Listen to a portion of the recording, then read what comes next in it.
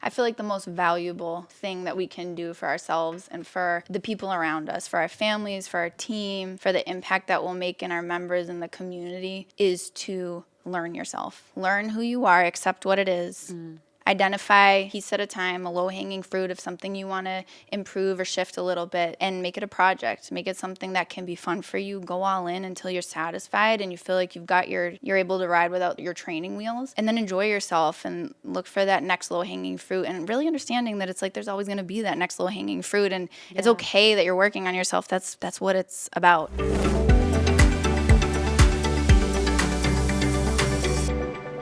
Welcome to another episode of the Beyond the Scale podcast.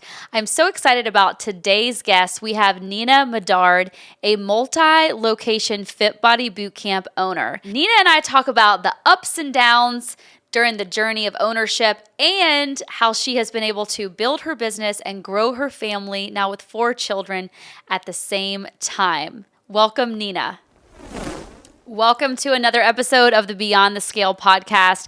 I'm so excited about today's guest. We have Nina Medard, a Fit Body Bootcamp owner. Welcome, Nina. Thank you. Yes. Super excited to be here. Good. Yeah. I'm so happy to be sitting here with you. So I love to start these owner interviews with just like, how did you get into Fit Body? Walk us through the journey to what led you to today.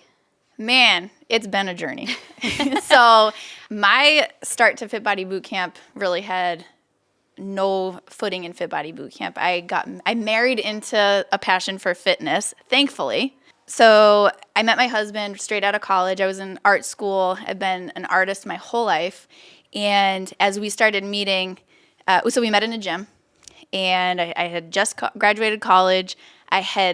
I'm like, all right, I have no job. I have no school. Like, what am I going to do? I'm sitting there. I'm having a cup of coffee at this cool little like downtown cafe in Chicago where I went to school. And I'm watching this Kanye West video, and it's got these amazing ballerinas. And I'm like, well, that's what I'm going to do. I've always wanted to get fit. I've got nothing else to do. This is going to be my like new project. So I leave the coffee shop, and this girl, she's outside of the LA Fitness at the time. It's still there, actually. She's like, hey, have you been thinking about joining a gym? And I was like, literally like 10 minutes ago. Yeah. So I walk in, I get the tour. A couple of days later, I get a call from Hervé, my husband. You know, his job was to sell personal training. So I go in for that meeting. He gives me the whole 30-minute tour in 2 hours, and we kind of just like became inseparable ever since. So I became obsessed with the gym because if I was at the gym, I could see him. So I'd just like stretch on the mat. It's a good obsession though, right? It worked out. Yeah. So I would stretch for like an hour and a half and just like wait to talk to him for like 3 seconds in between his private clients. So that was kind of how I got started into fitness. Yeah. And I had on and offs throughout, from that point until like 8 years later, we opened up a Fit Body Bootcamp. And when he opened up the Fit Body Bootcamp, I really had like nothing to do with it. I had my own photography business. I was doing that with a business partner. And right after I had my second kid, our photography model was really like high touch. So we had a ton of meetings, a lot of travel. Mm-hmm. So we both decided, she was pregnant at the same time. So we decided we were going to take a maternity leave. And then around that time, I started, needing something to do.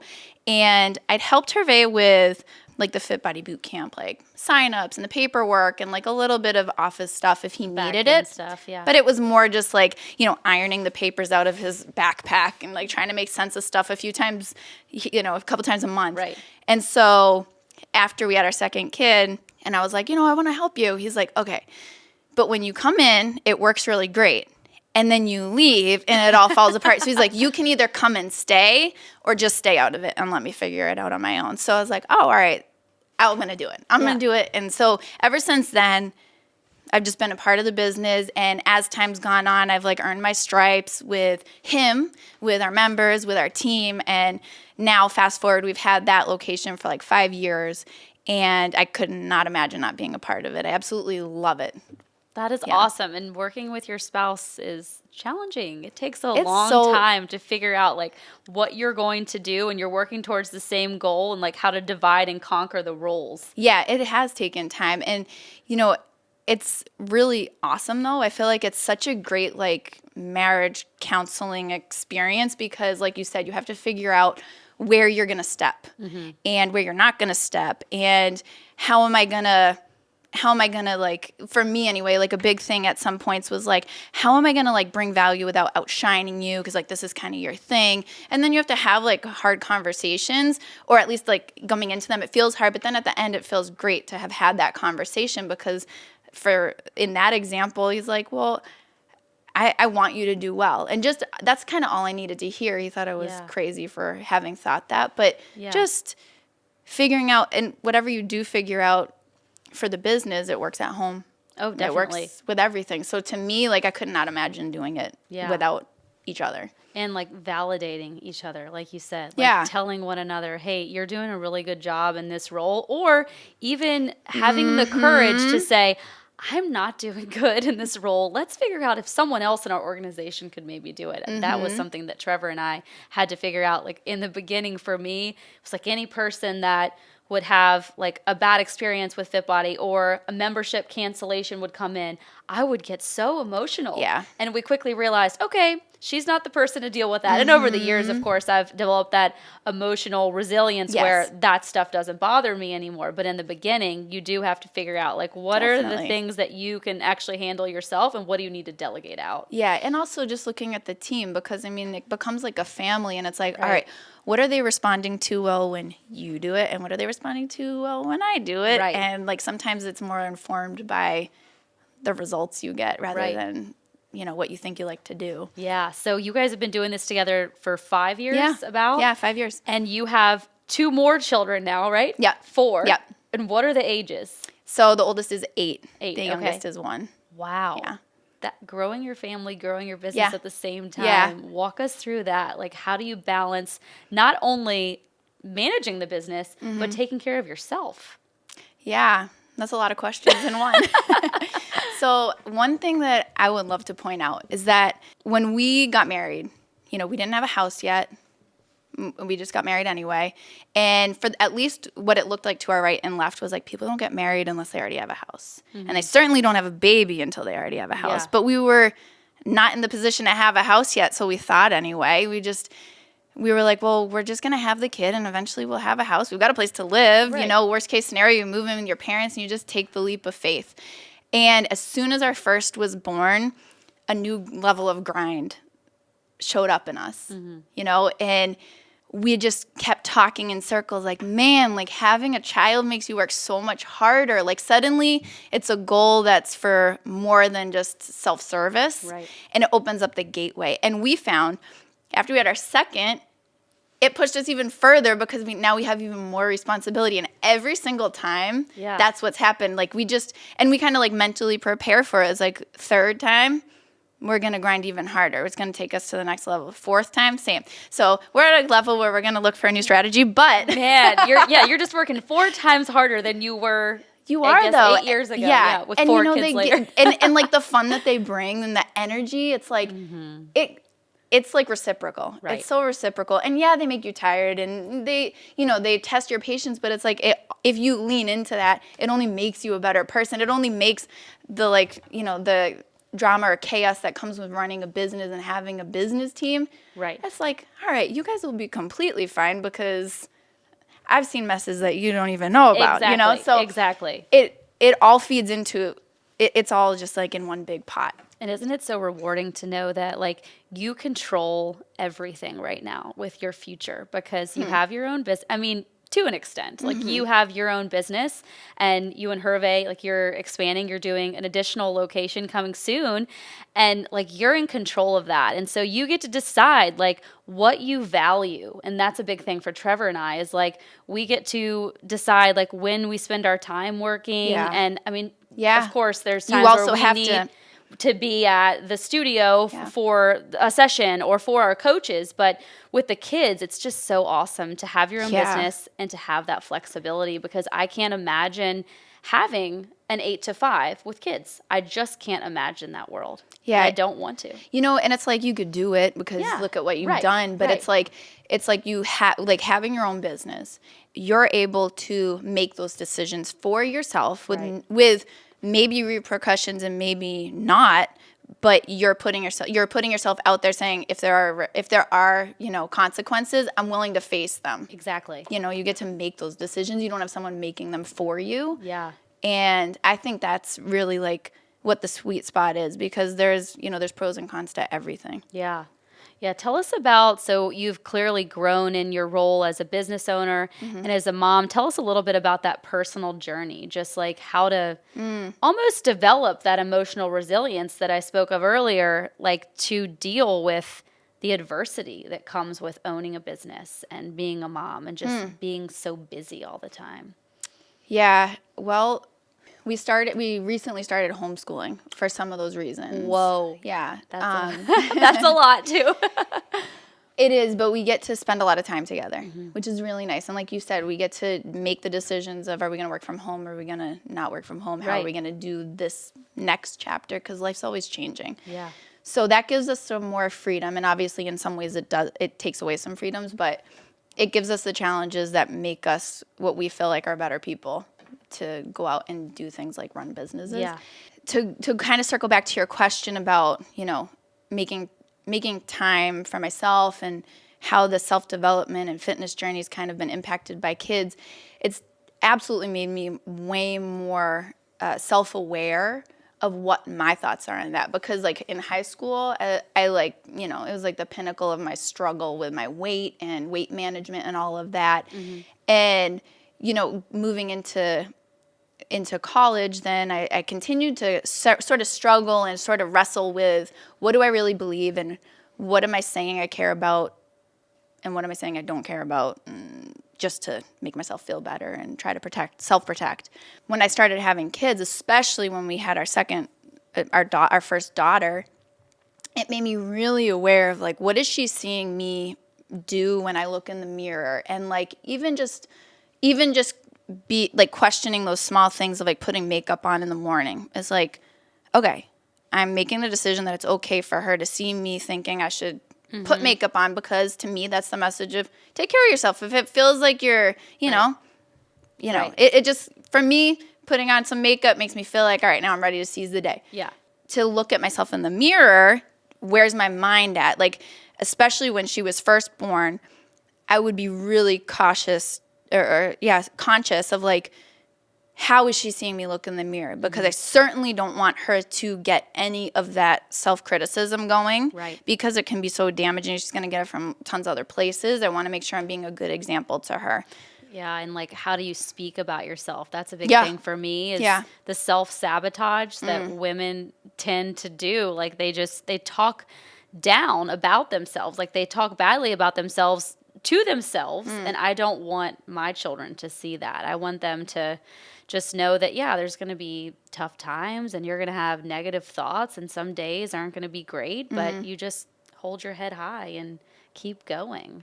Yeah, self-talk is a big one. And, that's where it starts to feel like letting everything bleed into each other, home, self, business. If you let it all bleed together, I feel like it takes a lot less energy out of you. Where with our family, and with our kids, we're really focused on, like, you don't just say something. Like, if you self-sabotage, if you say something unkind to your brother or sister, like, that's not okay. Right. It's not okay, and it's not okay for me and Dad to make you feel bad about a bad decision that you made. Right. And so a lot of it is like kind of unparenting ourselves, seeing, like, being able to step back and see and help each other see, like, what we're doing that we don't want to do and what we don't want to see them do. Yeah. So to get out in front of it and coach the kids into how to relate to themselves, how to relate to others, and then circle back to one of our meetings with our team and talk about the same stuff. Yeah.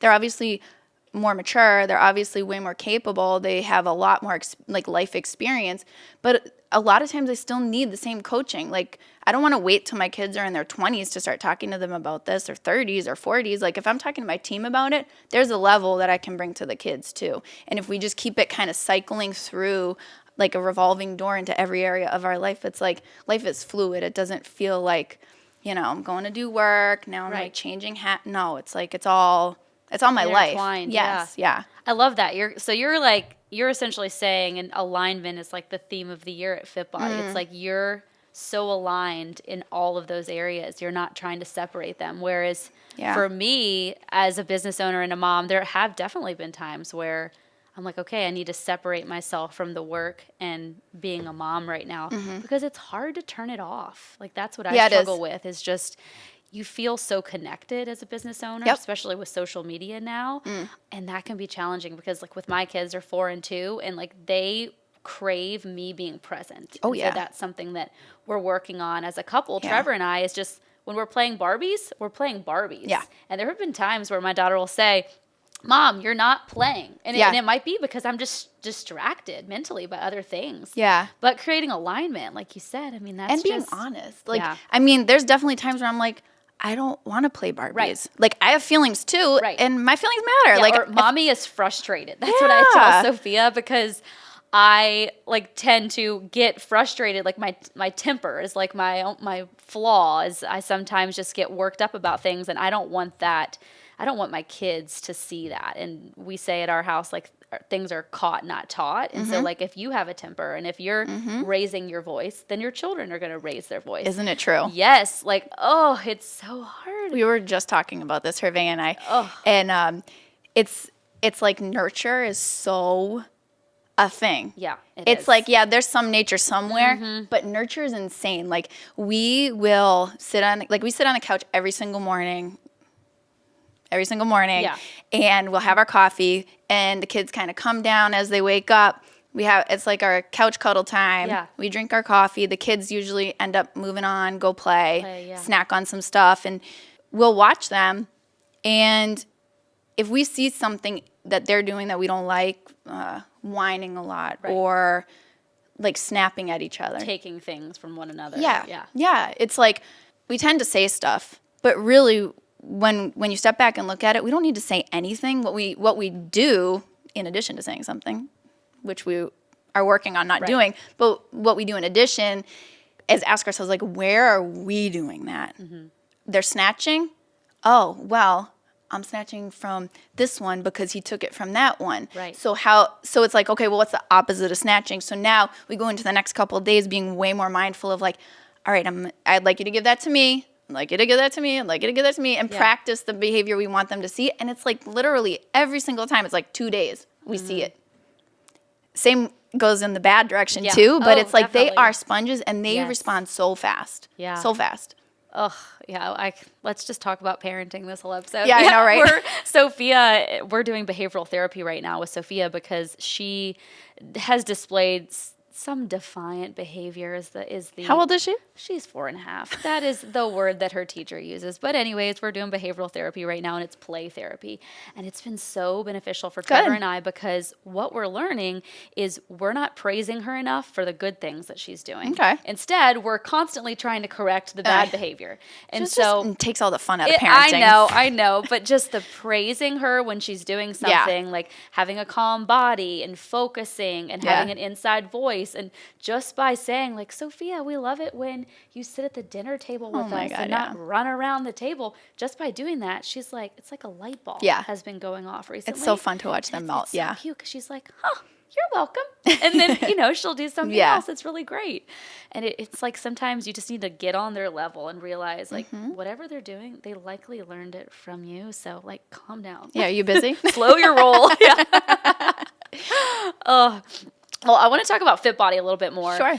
For our listeners that may be interested in, like, Fit Body ownership or starting their own business. For sure. I want to talk about, so you guys have had your one location for 6 years? 5.5. 5.5 years. Okay. And you're in the process of opening up a second location. Yeah. Walk us through the steps for that, and then, like, just what inspired you to open up a second location. Yeah. So we had, very soon after signing on to Fit Body Boot Camp, we would come to, headquarters for different meetings and trainings. And like, we saw that other owners had multiple locations, and that sounded pretty attractive. So it was sort of like a goal in the back of our minds that we wanted to do that. And the space that we ended up in for the first Fit Body location, it just didn't have, it was a huge step up from where we had been before. Before we were at Fit Body Boot Camp, like, that building was like super sketchy. Like, you would not walk in it by yourself at night. 5 different floorings on the one walk to the wow. like it was just like super sketch, but that was what we were able to do, and even that was a step up from before that. So like we came like out of the earth and into the place that we opened up our Fit Body Boot Camp, which was a garage bay. It was very like edgy, really cool, super side road, like no walk-ins, like probably 5 walk-ins the whole time we were ever there. Yeah. But it worked, and we grew and we thrived and we profited, and it was wonderful. We had an amazing community that didn't want us to leave, but we had no office space. Parking was really limited. So when our lease was up, we nudged it out like another 6 months and started looking at moving. And we had seen this great spot in a plaza, not far, like maybe 12 minutes away. And so we wanted to move there. It was in a new city, though. And so we were like, oh, like the big drama was just like, are we going to change our name? And it's kind of a far move, but everyone in that area that we're in, like, is used to driving for the most part. We had a handful of people who could, like, walk if they wanted to. But our plan was to move there. The complications of the build out pushed things past the deadline for us to move out, though. And so that just like started this whole like incredible spiral of us. We were nomadic basically, like the first 6 months. So we were like, then we became scrambling for a new lease. Yeah. So then we found another great spot in the same city that we were already in, city town. Yeah. We decided, well, we already have this lease over here. Do we want to like dump it or do we want to do both? And we had already like set our hearts on opening this first spot. So we were like, all right, well, let's just do it. Let's just do 2. Do both. Yeah. So that's what happened. We moved into the second spot in September. Okay. Like right around the same time you opened up. Yeah. And yeah, so that's been our scoop. Like we kind of we were sort of forced into it, but like we could have gotten out of that lease because it was ridiculous. It was like it turned out to be like an 18-month delay. Yeah. But we didn't want it. We had already had our mind on that. A lot of our members from the town we're in right now were like thrilled that we were going to open, and we're like, let's just do it. Like it's kind of something we already wanted to do. Like this is just like a great excuse to just freaking take the plunge and go. It's a sign. You got to do it now. Yeah. So you opened up you moved locations back in September of 2022? Yeah. Okay. And then your next location is going to be opening in the spring? Yeah. Wow. Late spring. That's a lot of changes all within 9 months. Yeah. It's exciting though. It is exciting. Changes. It's very fun. New facilities are so fun. Yeah. This is beautiful. Yeah. We started in an old yoga studio and then. That's great. Like that's great for a build up. Oh, it was great. Huge advice right there. Yeah. Like it Start where you kind of already have what you need. It was such a blessing. So like we found this space that these people had built this like state-of-the-art hot yoga studio. That's awesome. And she was leasing out her old space. And so my parents came in and painted the place with us. We got some dumbbells, a few battle ropes, and that's how we started. But we quickly outgrew that space and then had to renovate a new one. But just that whole transition from like doing the whole build out and moving, it's stressful, but so exciting. Yeah. Because people get so excited about new shiny things. Of course. New equipment, and we didn't really have much of a build out the first time because it was a garage bay. Like they gave it to us vanilla shell. Right. We had to go in and spray paint the wall. Well, first it was red, white, and blue. Yeah. Like we had to go in and paint the walls. Right. Do something with the floor, but like that was kind of it. Yeah. They gave us a space. So this new space that we moved into, that place what hadn't been used since like the internet was invented.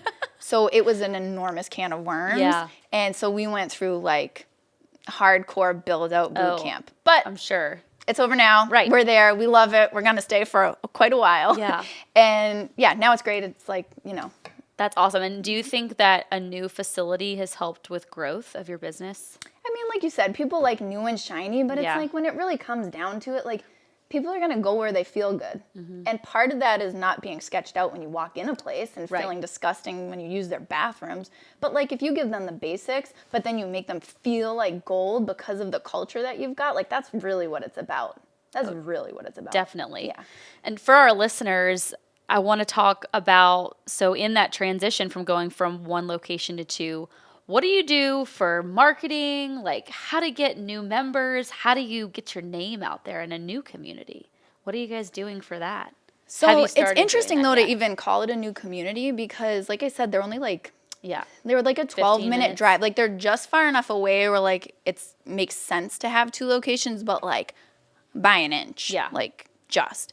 So, I mean, the place we're moving to, we have already been marketing there. So we've got a track record. Like everybody, I would think most people who hear about us when we start marketing in that area, they've kind of already heard of us. They probably already know somebody who's tried us out or is a member with us. Yeah. So in a lot of ways, it doesn't feel like we're starting from scratch. We do have, to me, I feel like there's a new culture we have to get to know because this is not quite as towny of a town. It's a little bit more of a city. Like they voted to be a town, but they could be a city. Yeah. And it's just a different vibe. So it's kind of getting in there, feeling them out. But the way that we run our current location and really kind of always have is we're a feedback culture. Like if you guys feel like we need to do more or less of something, we're going to hear you. We're not promising we're going to do what you say. But we want to know. The place is informed by our members and by our team. So as long as we kind of establish that, it's like we'll take cues from the members. Right.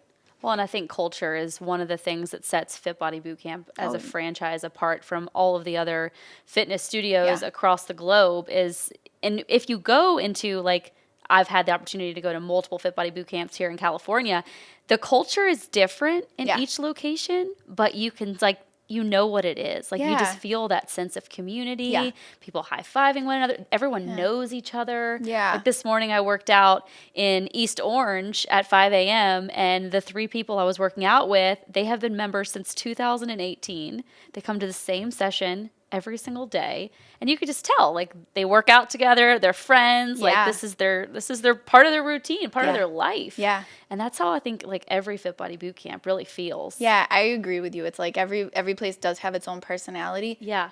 And I think it's because the owners, like just to kind of go step by step, it's like the owners give so much of themselves. They love what they do. They feel so supported by HQ. Right. And it's like each place feels human. It might feel a little different, just like talking to you is a little bit different than talking to this person, but it still has that humanness. It still has that vulnerability, that sense of community, really similar core values and things that are like agreed to be important. Yeah. You know? I think that's one great thing too about Fit Body is that most of the owners are fairly present in their location. Yeah. So you usually know like who the owner is and they have some part in the day-to-day operations where if you go to a big box gym like a Planet Fitness, nobody knows who owns that Planet Fitness. Probably somebody that lives states away. It's just very different. It is different. And I think it's just like that ripple effect in like, in the best way. Yeah. You know? So I want to do a fun lightning round. Sure. Are you up for it? I'm ready. Okay, so I have a few fun questions that I think our listeners could get incredible value from.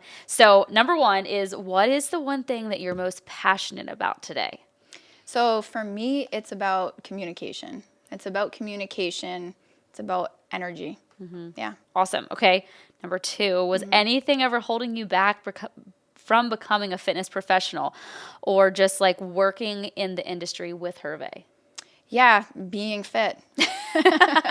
Figuring out how to make it really for me. Like there was so much of my like earlier years, like in high school, where it was like I see other people being fit, but like there was just some kind of disconnect in my belief system that made it feel like it can happen for other people, but like I'm a different kind of person. Right, like it wasn't going to happen for you. Yeah, the first time I saw a 6-pack, I was like, holy shit, like this actually can happen. Like that was when I realized that I had that like big gap in beliefs of, for whatever reason, just thinking like aside from science. Yeah. So the limiting beliefs, it's tough. Yeah, I mean, it kind of comes down to everything. Yeah. Yeah. Well, and especially after having kids too. It's like you watch your body go through this crazy transformation. And then for me, it's like you're looking in the mirror thinking, am I ever going to be back to the way I was? Especially like, the first time. Yeah, the first time. But then the second time was easier. I don't know about the third and the fourth, but the second time was easier. You get your mind ready. Yeah, you know? You're you just do. Like, all right, this is what it is. You're more mentally prepared Yeah. to deal with the fact that, like, no, you're not going to fit into your pre-pregnancy genes 6 weeks out. Like, do not think that. But you'll get not necessarily back to the way you were, but you'll be like that better version of yourself down the road as long as you keep working on yourself. Yeah. All right. So next one, what's the best advice that you've ever received as a business owner?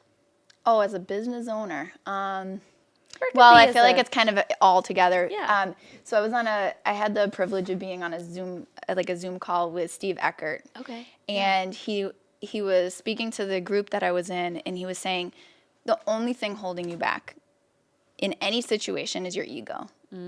I heard that and I'm like, well, I really feel like I'm like not filled with ego. Like I feel like I'm really like complimentary to other people and I like let them go first and I can think less of myself. And then what I kind of came to was realizing, and this is a little bit of a longer answer, but what I came to realizing was that because of my ego, I wasn't asking questions. I was on these amazing calls with these amazing minds, really successful business owners, offering up their knowledge and just being afraid to ask questions because I was either afraid that I was going to look way too far behind or I was going to look stupid or like I wasn't paying attention. So in that moment, I really took it to heart and I like kind of vowed to myself, like, I'm going to ask the questions that I have. I'm just going to trust that other people have the questions too. And if they don't find, like, I need to be honest about where I'm at. And that has like changed my life. I love that perspective. Like when you think about like not letting your ego get in the way, I wouldn't have necessarily thought about the perspective of like, oh, being too afraid to ask a question or like too afraid to speak up. Right. That's so interesting. That has me thinking. All right. Share one of your personal habits that contributes to your daily success. Well, I'll give you one from lately. Like something that I've added recently is, so I've been learning about the subconscious mind and what its role is in our life, in our human connection. I've been learning about how to work with it and mold it into more of what you want. So we got these really cool like night headphones and I've been listening to sort of like meditations at night. And man, that's seriously made a difference really quick. Like something palpable, like maybe from the outside looking in, not too much, but when you've changed and you're like, this is just a matter of time till people are like, what the hell are you doing? Like, you know what I mean? So that's been like the biggest habit upgrade. Yeah. That's cool. Yeah. That's awesome. Yeah. Any books or podcasts that you listen to regularly that you would recommend for our listeners? Oh, so many. But my favorite two recently, we've got The Untethered Soul by Michael Singer and The Power of the Subconscious Mind by Dr. Joseph Murphy. I might have to read that one. Yeah, they're amazing. And I'm a big audiobook person because that is how it happens these days. Mm-hmm. In the car. In the car, you got it. School pickup, in the bathroom when I'm getting ready, when I'm doing dishes. Shower. I mean, there's a lot of places. Yeah. Yeah, there recently, like 8 p.m., between like 8 and 8:45 is like clean up the house, pack the lunch, just all the things you don't really want to do. And I've had to like trick my mind, like kind of change my mindset a little bit around that. Like what else can I do during these 45 minutes that kind of brings me joy while I do that? So I've started to listen to more podcasts at night when I'm doing those things because it helps distract me from the fact that I'm doing the dishes. Yeah. Yeah. All right. So grand finale, what is your parting piece of wisdom for our listeners? What can you leave them with today? I feel like the most valuable thing that we can do for ourselves and for the people around us, for our families, for our team, for the impact that we'll make in our members and the community is to learn yourself. Learn who you are, accept what it is. Identify a piece at a time, a low-hanging fruit of something you want to improve or shift a little bit, and make it a project. Make it something that can be fun for you. Go all in until you're satisfied and you feel like you're able to ride without your training wheels. And then enjoy yourself and look for that next low-hanging fruit and really understanding that it's like there's always going to be that next low-hanging fruit and it's okay that you're working on yourself. That's what it's about. Yeah. That's what it's about. So just get to accept yourself and work on yourself. Like you're a project for yourself, and it doesn't all have to happen at once. Owning that. Don't rush it. Owning that identity. I love it. Yeah. Awesome. Well, I have loved sitting here chatting with you today. I do want to leave our listeners with one last question, and that is, what does Beyond the Scale mean to you? I loved when I heard the name of this podcast because one of my favorite things at this studio is sitting down and talking with new members because they have a lot of them, they have yet to learn how much celebrating can happen along the way. And, we have a 55 plus program too. And I mean, that just even amplifies it a whole nother level because there's so many abilities that have been taken away from them that now they're able to reconquer. Right. And so Beyond the Scale is like being able to appreciate all the other improvements. And there are so many. You know, like for me, fitness has given me, I feel like, a new lease on life because of the confidence it's instilled in me, showing me how hard I can work, showing me like the self-inflicted suffering that I can smile after and then go walk into the day like it's nothing. And beyond the scale, like there's just so much to it. There's so much to it. And I love that there's a whole entire podcast dedicated to it because you can go on and on about it. It's like fitness is such a gift. It's like people come in to lose, 15 pounds, body fat percentages. They go in for the metrics, but it's like they quickly see that quickly goes to the peripheral. And don't get me wrong, like I like that it changes our bodies too and has that ability, but there's a million other things that keep me coming back. Yeah. And our members too. It spills out into every area of your life. Yeah. I love it. Well, thank you, Nina, so much for being here with me you. today. I got incredible value from this episode. I know our listeners will as well. Where can our listeners find you? So we have just started our own podcast, and it's called Free Being Podcast. Okay. FREEBEING. Free Being Podcast. It does have podcast at the end of that. Free Being Podcast. Awesome. And I would love to connect there. Awesome. Yeah. Well, thanks so much. Thank you.